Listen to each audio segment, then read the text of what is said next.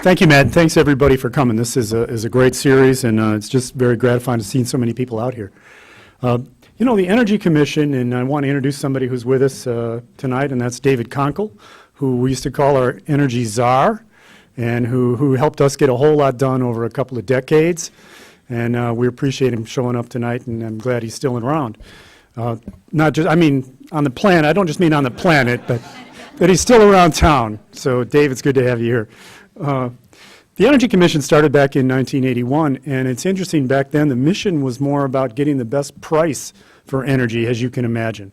But I don't know of another, and it's morphed a lot, and I don't know that there's any other cities in Michigan, and certainly very few in the nation, that even have an Energy Commission and have an energy czar, and that's not his real title. But Dave retired, and Andrew took over, and we're a little bit in between right now, but the Energy Commission continues to forge on, but the mission has changed.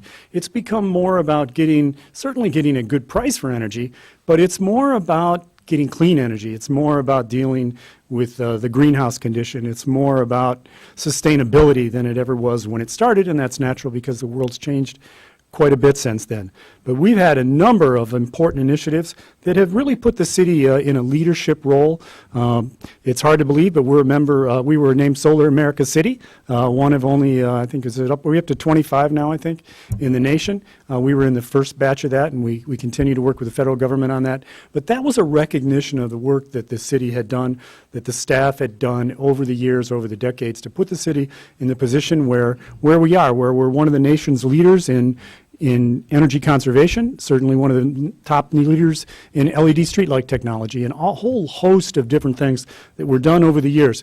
One of, I think, the interesting parts for taxpayers and residents is that things we do in the energy field save us money. And we can add up millions of dollars that the city has saved through its energy conservation efforts. We're fortunate that we're able to move ahead with things like the LEDs and a lot of the work that we do with grant programs. So we've been very successful in bringing in grant dollars to fund things like that. We've even worked with the AATA. I know I worked a lot with some others in city staff, with Congressman Dingell, to get the funding that pays the difference between a regular bus and a hybrid bus. And those make a big difference around our city, and the whole fleet is being filled out over time with hybrids. Back in, when I was elected, the Energy Commission was already there. It was up and running, and Dave was there, and I was very happy to become a member of it and to keep working on these issues. And a whole lot has happened since then. Back in 2005, I was working with the Energy Commissioners and said, well, let's kind of reset the bar. And in 2005, I issued something called the Mayor's Green Energy Challenge. The Mayor's Green Energy Challenge set a number for the city of 20% renewable energy for all city operations by 2010, and 15%, if I recall right, for the whole city by 2015 is what we're shooting for.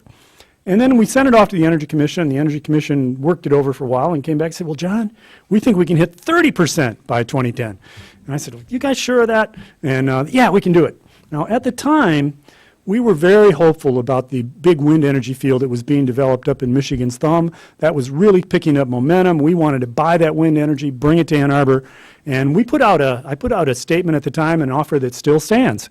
We would like to buy energy, renewable energy, produced in Michigan, could be solar, probably more likely going to be wind, that we will use here in Ann Arbor, and we'll even pay more than the current market price for it. We'll sign a 20-year contract for that energy. Now, we know that as time goes on, we're going to get paid back on the end of that contract, but we wanted somebody to be able to go to the bank and say, listen, I've got a contract with Ann Arbor. Give me a loan to put in this new wind field. And that would spur that industry to keep it moving, to get things going. Now, nobody's taken us up on it yet, and there's a lot of reasons for that. The wind field up in Michigan's thumb has never really taken off. There's some windmills up there now. I think they're up to about 60. If you look across the lake, though, or if you were to take a look in northern Ontario, and a frustrating part for me is when you're up in Sault Ste. Marie, you can look across to a location there called Gros Cap, where there's 160 300 feet tall windmills, industrial windmills that are powering Sault Ste. Marie, which is actually becoming one of the most renewable energy friendly places in the whole North America. So they're also going big into solar, and if you take a look at what's happening on the other side of Lake Huron, they have something similar to a feed-in tariff like they do in Europe. So they're taking off. But in the meantime, back here, the Energy Commission said, hey, we can hit 30%. And so that was the goal that we set back in 2006. And we didn't hit it. We didn't hit the 30, but we did hit the 20. So Ann Arbor is one of the very few cities that you will find anywhere that's hit the 20% renewable energy for city operations. Now, the big thing now is to roll that out into the public, and that's a big part of our effort. I've been having we have a resident here who I've been emailing the last couple of days.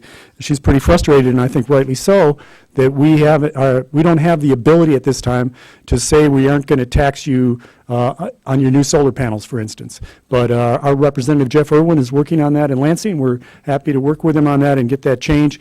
As far as I've been able to figure out, that is something that we cannot affect locally because there just isn't a way to do it through the state statute.